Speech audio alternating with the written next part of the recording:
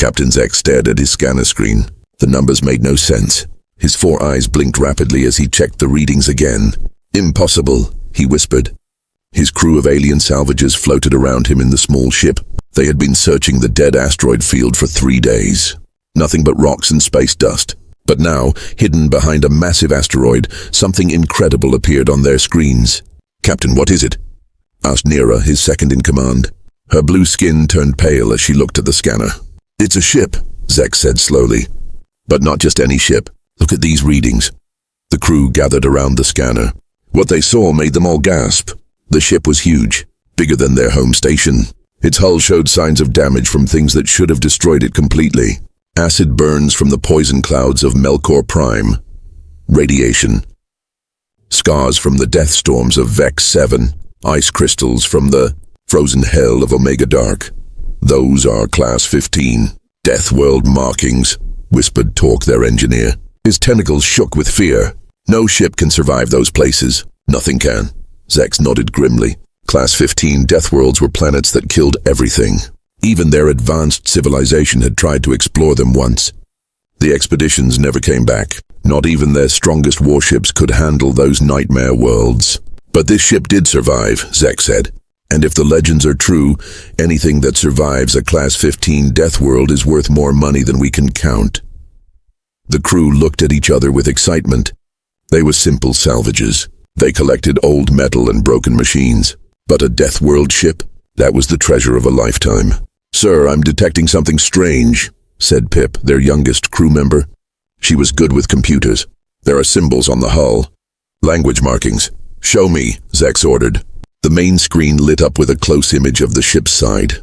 Strange symbols covered parts of the metal. The letters looked simple. Too simple. "Run them through the database," Zex said. Pip's fingers danced over her keyboard.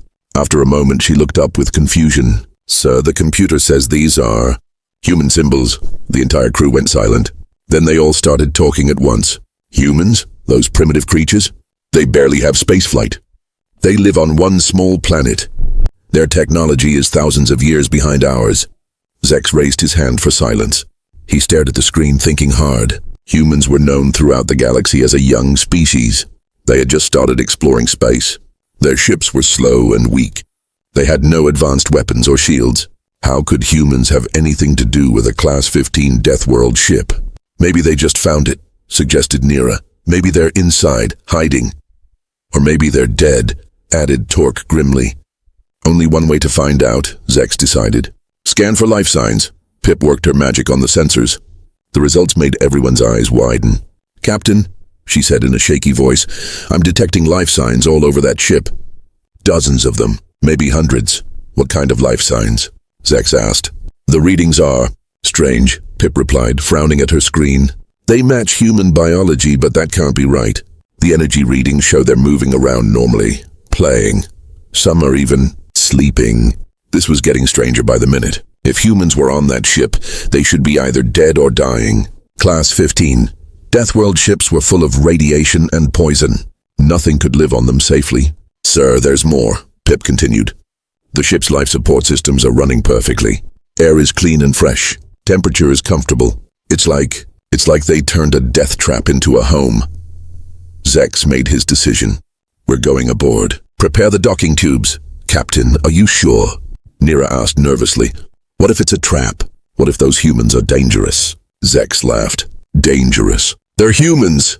They're probably scared and confused. We'll offer to help them, and in return, they'll let us study their amazing ship."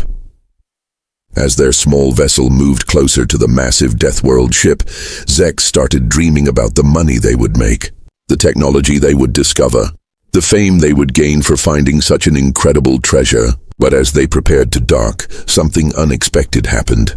The massive ship's airlock began to open by itself. Warm, fresh air flowed out. From inside came sounds that made no sense at all. Laughter, music, the sound of children playing, and a voice speaking in perfect galactic standard language. "Welcome aboard the new Terra Colony ship. Please come in. Dinner will be ready in 20 minutes. Zex and his crew stared at each other in complete shock. What kind of humans were these? Captain Zex stepped through the airlock first. His crew followed closely behind, weapons ready but hidden. They expected to find scared humans hiding in dark corners. They expected broken machines and emergency lighting. Instead, they found something impossible. The corridor was bright and clean. Soft music played from hidden speakers. The walls were painted with cheerful colors. Pictures of strange alien flowers decorated the metal surfaces. The air smelled like fresh bread and something sweet. This doesn't look like a Deathworld ship, whispered Nira, her blue skin turning lighter with confusion. Before Zex could answer, footsteps echoed down the hallway. A human appeared around the corner.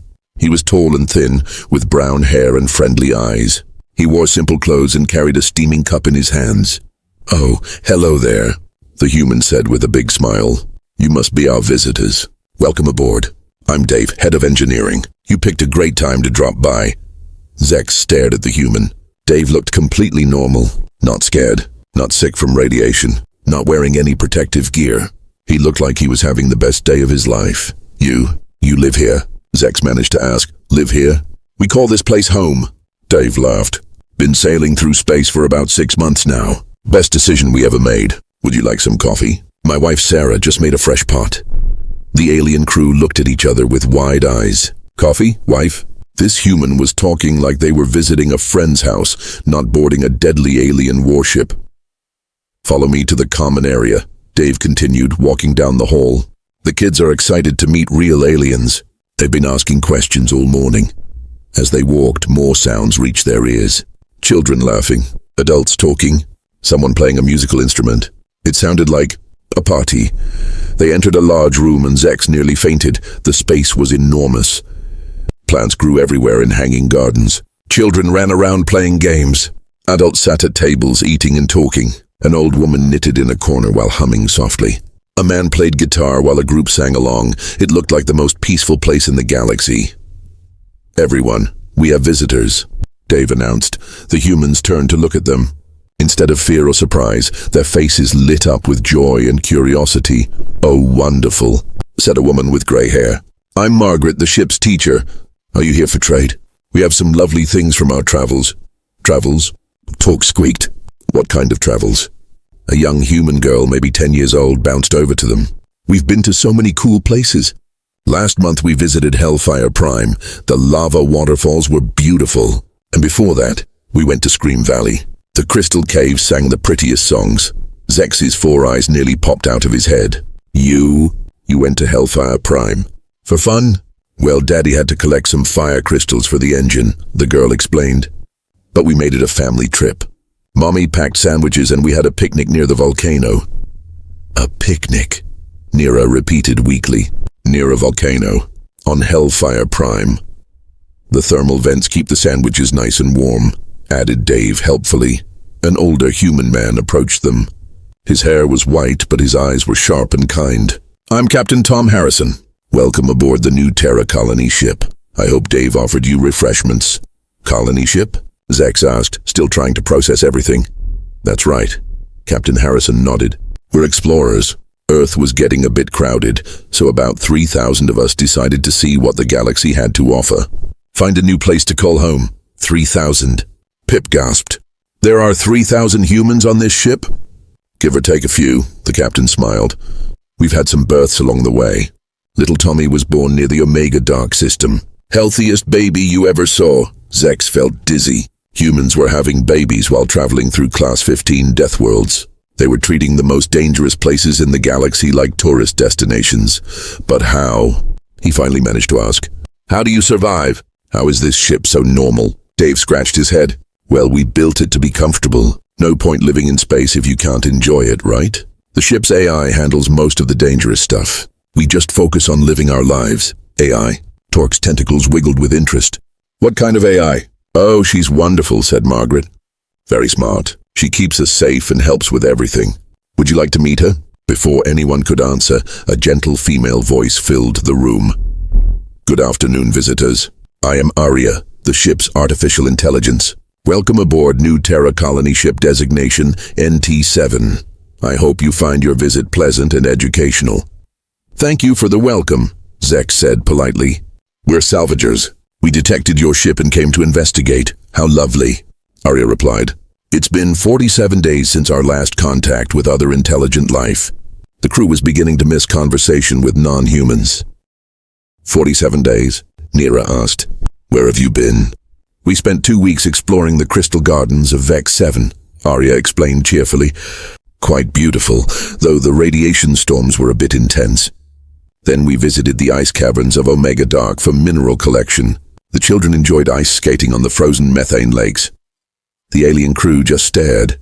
These humans had spent their vacation time in places that would kill most galactic species in minutes.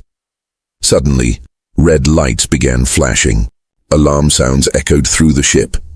"Oh dear," said Arya calmly. "It appears we have uninvited guests." Captain Harrison walked to a wall screen. It showed space around their ship. Dozens of dark warships were surrounding them. The ships had skull markings and weapon ports. "Raider fleet," Harrison said with a sigh. "They probably detected our ship and thought we'd be easy prey."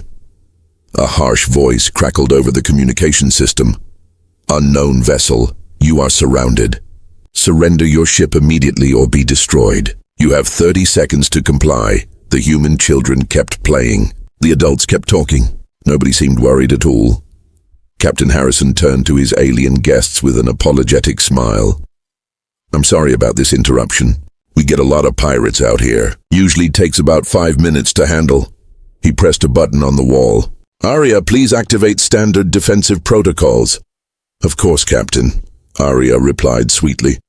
"Shall I use minimal force?" "These are raiders, Arya. They chose their path." "Understood, Captain." Defensive systems coming online. Zex watched in horror as the harmless human colony ship began to change. What kind of people were these humans? The human colony ship began to change.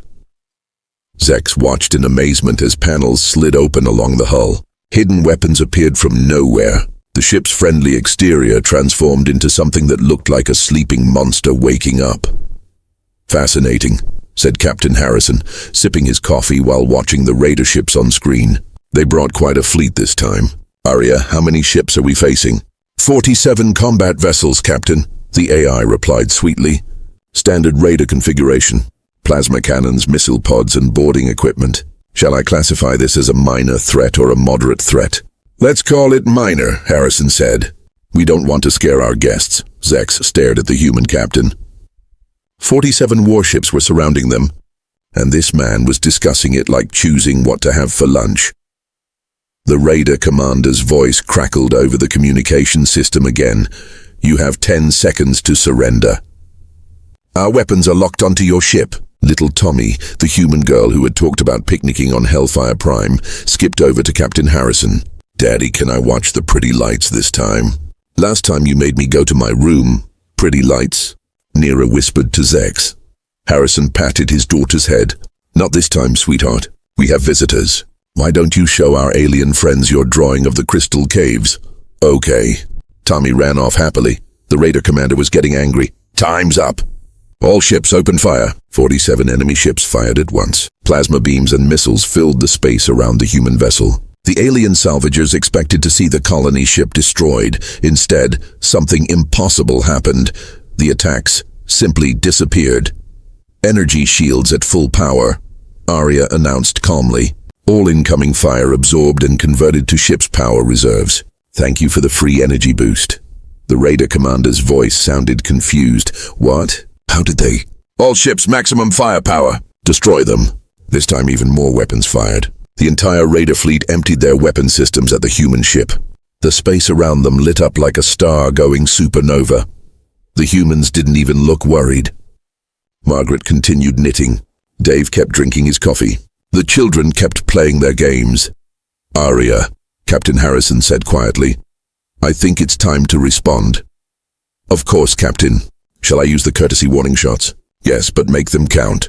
"Understood." The colony ship's weapons came online. But these weren't normal weapons. Zex's scanners couldn't even identify what they were looking at.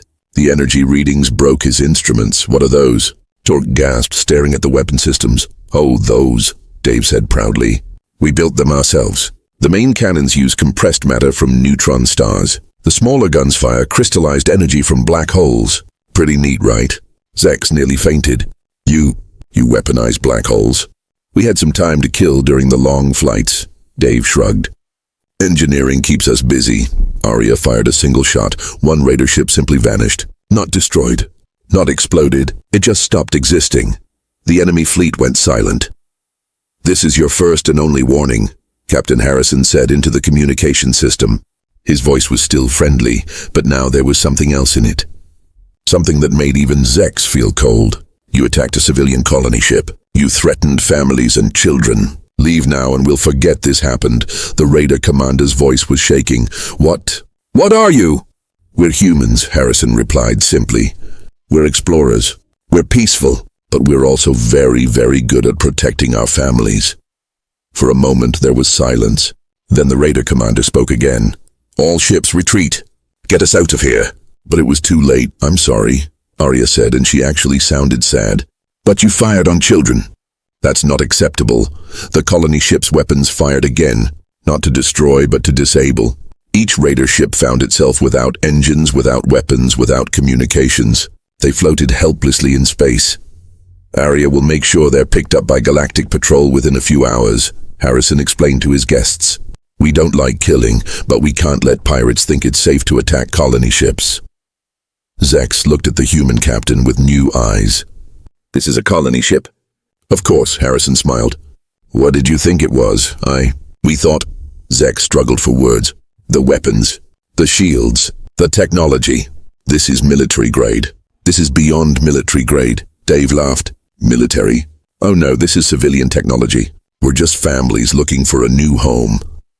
"If this is civilian," Pip asked in a tiny voice, "what do your military ships look like?" The humans all looked at each other and started laughing. "Oh, you should see the real warships," Margaret said, still knitting. "My son Jake serves on one. The things they can do would amaze you." "But how?" Nira demanded. "How do you have technology like this? You're supposed to be a young species." Captain Harrison set down his coffee cup. "Young? Who told you we were young?" "Everyone knows," Zex said. "Humans just started space travel. Your planet is primitive. You have no advanced technology." "Oh, that," Harrison nodded. "That's just Earth. We left Earth because we outgrew it. Too many rules. Too many people saying we couldn't explore dangerous places. Too many limits." "You mean there are more ships like this?" "Ships?" Dave grinned. "This is just one colony ship. There are hundreds of us out here. Maybe thousands. We've been exploring the galaxy for decades. But the Galactic Council says humans are barely space-capable." "The Galactic Council only knows about the humans who stayed on Earth," Harrison explained. "We're the ones who left. We're the ones who decided the universe was too interesting to stay in one place." Little Tommy came running back with her drawing. It showed stick figures having a picnic next to what looked like a volcano. "Look," she said proudly. "That's Mommy, that's Daddy, and that's me eating sandwiches on Hellfire Prime." Zex stared at the drawing. Then he looked at the disabled raider fleet. Then he looked at the humans, who were all smiling at him like nothing unusual had happened. "Just one more question," he said weakly. "Of course," Harrison replied. "If this is just your mining and exploration ship, what do your real military ships look like?" Harrison's smile got bigger. "Well, funny you should ask. Admiral Chen should be arriving any minute now. We sent a signal when the raiders showed up." "Admiral? She's my sister. Runs a battle group in this sector. She likes to check on us civilian ships." Arya's voice filled the room. "Captain, I'm detecting incoming ships. Admiral Chen's fleet is arriving." On the main screen, space began to fill with new contacts. One ship appeared, then 5, then 20, then 50, then the numbers on the scanner stopped making sense. "How many ships is that?" Zex whispered. "About 500, Harrison said casually. "It's just a small patrol group." Zex looked at his crew. They all had the same expression of complete shock. What kind of humans were these? The first ship that appeared made Zex's scanner explode. Not literally, but the readings were so impossible that the device shut down to protect itself. The human military vessel was the size of a small moon. Its hull gleamed with metals that shouldn't exist. Weapons lined every surface like deadly flowers. "That's my sister's flagship," Captain Harrison said proudly. "The UES Determination. Beautiful ship, isn't she?" More ships kept appearing. Each one was massive. Each one looked like it could destroy planets. The alien salvagers watched in horror as hundreds of impossible warships filled the space around them. This is just a patrol group, Neera squeaked. Oh yes, said Margaret, still knitting peacefully. Sarah never travels with the full fleet unless there's real trouble. Too much paperwork. A new voice came over the communication system. It was warm and friendly, just like Captain Harrison's. Hello, Tommy. Sorry we're late. We were exploring the Nightmare Nebula and lost track of time. Everyone okay over there? Hi, Sarah. Harrison replied. We had a small radar problem, but Arya handled it. We have some interesting guests I'd like you to meet. Guests? How wonderful. It's been ages since I talked to other species. Mind if I pop over for a visit? Come on aboard. Dave just made fresh cookies. Zach stared at the humans. They were talking about cookies while surrounded by the most powerful fleet he'd ever seen. Admiral Sarah Chen commanded hundreds of warships that could probably conquer the entire galaxy, and she wanted to chat over fresh cookies. 10 minutes later, Admiral Chen stepped through the airlock. She was a small woman with kind eyes and a warm smile. She wore a simple uniform with no fancy decorations. She looked like someone's friendly grandmother, not the commander of a universe-ending fleet. You must be the salvages Tommy told me about, she said, shaking hands with each alien. Welcome. I hope my brother is taking good care of you. Your fleet, Zex managed to say. It's incredible. Oh, thank you. We're very proud of our ships. Would you like to see some of our souvenirs? We've collected some interesting things during our travels. Before anyone could answer, Admiral Chen led them to a wall covered with display cases. Each case held something that made Zex's blood freeze. This crystal is from Hellfire Prime, she said cheerfully, pointing to a glowing red stone. It burns at 10,000 degrees. We use it to power our coffee makers. She moved to the next case. This metal is from Scream Valley. It vibrates at frequencies that drive most species insane. We discovered it makes excellent musical instruments. The next case held something purple and writhing. Void worm silk from the dark between. Most people think the space between galaxies is empty, but it's actually full of fascinating creatures. This silk is stronger than any material in known space. The kids use it to make friendship bracelets. Zex felt dizzy. Each item came from places that had destroyed entire civilizations. The humans were using them for coffee makers and children's crafts. But how? Talk whispered. How do you survive in these places? Admiral Chen tilted her head. Survive? Oh, we don't just survive, we thrive. Here, let me show you something special. She led them to a larger display case in the center of the room. Inside was what looked like a small black sphere, but Zex's eyes hurt when he tried to look directly at it. This is a fragment from the heart of entropy, Admiral Chen said proudly. The most dangerous object in the known universe. It exists in 17 dimensions at once and consumes reality itself. The aliens backed away from the case in terror. Don't worry, she laughed. It's perfectly safe in there. My daughter Lisa collected it for her science project. She got an A+. Your daughter, Pip said faintly, collected a piece of reality-destroying entropy for school. Well, she had help from her team, Admiral Chen admitted, and the ship's AI made sure she wore proper safety gear. Dave joined the conversation, carrying a tray of cookies. Oh, you're showing them the trophy room. Did you tell them about the time we found that living planet? Living planet? Neera asked. Oh yes, Admiral Chen nodded. Planet Devourer in the Crimson Sector. It was eating other planets for breakfast, literally. We spent 3 weeks there studying how it digested matter. It tried to eat our ship, Dave added helpfully. But Arya explained that we were just visitors and it apologized.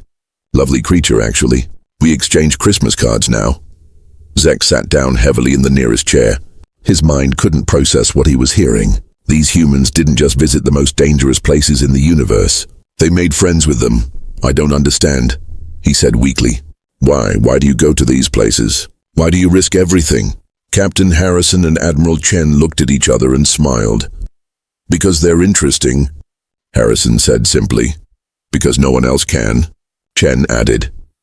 Because the universe is full of wonders, said Margaret, looking up from her knitting. Because somebody has to, finished Dave. Admiral Chen sat down across from Zex. You see, most species in the galaxy are afraid of dangerous places. They build walls. They make rules. They say don't go there and that's too risky. But humans are different. Harrison continued. When we see a sign that says, "Danger, keep out," we think, "I wonder what's in there." When the galaxy says something is impossible, Chen said, we say, "Challenge accepted." Little Tommy ran into the room, carrying a stuffed animal that seemed to shift colors. "Aunt Sarah, look what I made. It's a plush toy from dimensional fabric." Admiral Chen picked up her niece and smiled. "It's beautiful, Tommy. What does it do?" "It exists in 3 realities at the same time." "Want to pet it?" She offered the toy to Zex. He reached out carefully and touched it. His hand passed through it, then felt solid fur, then touched nothing, then felt fur again. "The kids love physics," Harrison explained. "Tommy here is learning about parallel dimensions. Last week she built a working time machine for show and tell." "A time machine," Zex repeated numbly. "Just a small one," Tommy said proudly. "It can only go back 5 minutes. But it's useful when I spill juice." Admiral Chen checked her watch. "I should probably get back to my fleet soon. We're scheduled to explore a black hole tomorrow. The crew is excited to see what's inside." "Inside a black hole? Well, someone has to look," she said with a shrug. "The galaxy won't explore itself." As she got up to leave, Admiral Chen turned to the alien salvagers one more time. "Oh, before I forget. You asked about our technology, about how we have such advanced ships." "Yes." Zex nodded eagerly. "Well, the secret is simple. We don't just visit dangerous places. We learn from them. Every Class 15 Deathworld teaches us something new. Every impossible place shows us how to do the impossible." "We collect more than souvenirs," Harrison added. "We collect knowledge." Admiral Chen headed toward the airlock, then paused. "Oh, and one more thing. This colony ship, my fleet, all the humans you've met today, we're just the explorers, the ones who left Earth to see what's out there." "Just the explorers?" She smiled, and for the first time, Zex saw something in her eyes that made him truly afraid. "You should meet the ones who stayed home to build things." As Admiral Chen disappeared through the airlock, Zex turned to Captain Harrison. "How many humans are out there?" Harrison thought for a moment. "In space, probably a few million. On Earth, maybe 10 billion, give or take. And they're all like you?" "Oh no," Harrison laughed. "We're the peaceful ones. The human way." After Admiral Chen left with her impossible fleet, the colony ship felt strangely quiet. Zex and his crew sat in the common area, trying to understand everything they had learned. Captain Harrison poured them each a cup of the famous coffee. It was warm and sweet, made with crystals from a planet that ate starships. "You look confused," Harrison said kindly. "That's normal. Most people are, when they first meet us." "I just don't understand," Zex said slowly. "You have technology that could rule the galaxy. You could take anything you want. You could make everyone afraid of you. But instead you're nice." Harrison smiled. "Why would we want to rule the galaxy? That sounds like a lot of paperwork.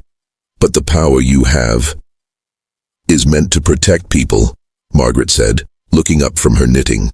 "All people, not just humans." Before Zex could ask what she meant, Arya's voice filled the room. "Captain, I'm detecting a distress signal. Long-range sensors show a passenger ship under attack by pirates. Approximately 2,000 civilians on board. Species appears to be Zephyrian." Harrison stood up immediately. "How far away?" 17 light years. The attackers have superior firepower. The passenger ship won't survive more than 20 minutes. Arya, calculate jump coordinates. "Best speed. Coordinates locked in, Captain." "Shall I alert the crew?" "No need. Standard rescue protocol." Zex watched in amazement as the colony ship came alive. Not with weapons this time, but with purpose. Every human on the ship seemed to know exactly what to do. "Wait," Nira said. "You're going to help them. But they're not human. You don't even know them." "They're in trouble," Harrison said simply. "That's all we need to know." The ship jumped to faster than light travel. The stars blurred outside the windows. In what felt like seconds, they arrived at the battle.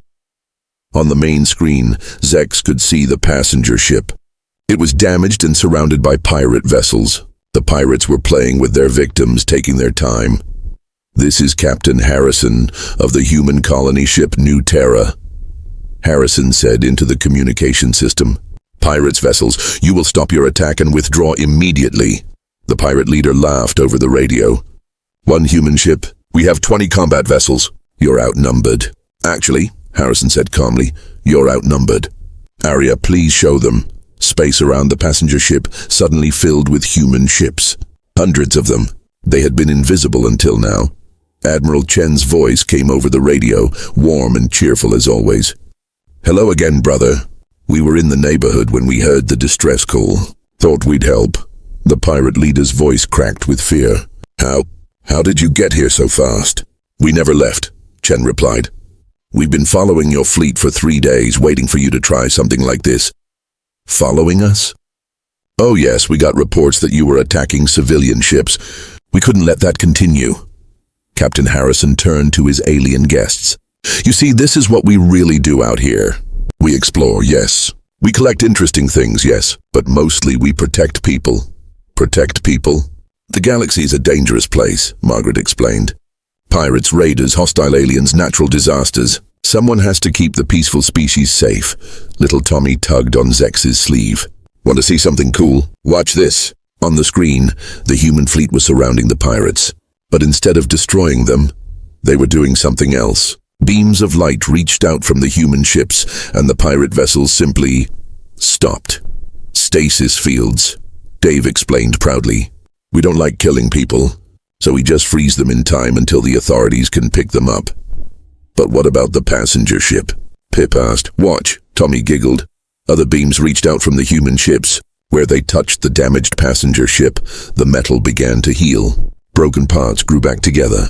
Shattered windows reformed. In minutes, the ship was as good as new. Repair beams, Harrison said. We developed them after seeing too many good ships destroyed by bad people. The captain of the passenger ship appeared on the communication screen. He was a tall blue alien with grateful tears in his large eyes. Thank you, he said. Thank you so much. How can we ever repay you? No payment needed, Harrison replied. Just spread the word that space is a little safer with humans around. But why do you do this? The alien captain asked. Why help strangers? Harrison looked at his crew, then at his alien guests, then back at the screen. Because someone has to, he said simply. Because the universe is big and scary, and everyone deserves to feel safe in it. Admiral Chen's ship pulled alongside the colony vessel. Through the windows, Zex could see her crew. They were all smiling and waving at the rescued passengers. Another successful rescue, Chen announced happily. That makes 347 ships saved this year. Not bad for just our sector. 347 ships? Zex gasped. Oh, that's just Admiral Chen's group, Margaret said. There are hundreds of human fleets out here, all doing the same thing. Protecting people. Protecting everyone, Harrison corrected.